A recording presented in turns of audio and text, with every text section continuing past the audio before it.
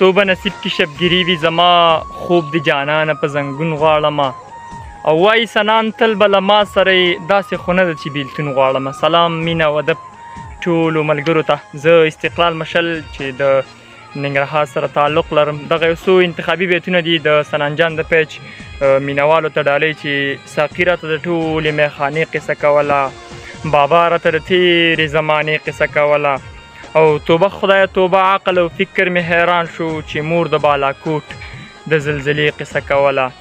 توبه خدایه توبه عقل او فکر مې حیران شو چې مور د بالاکوټ د زلزلې قصه کوله. او یو کس راته په غوږ کې داسې غلې غوندې وایي محفل کې دې د مینې نن هغې قصه کوله. یو کس راته په غوږ کې داسې غلې غوندې وایي محفل کې دې د مینې نن هغې قصه کوله. او ته هېڅ ترې خبر نه شوې بدقسمته سنانجانه، ته هېڅ ترې خبر نه شوې بدقسمته سنانجانه، بېګا چې لیونۍ ستا د نامې قصه کوله.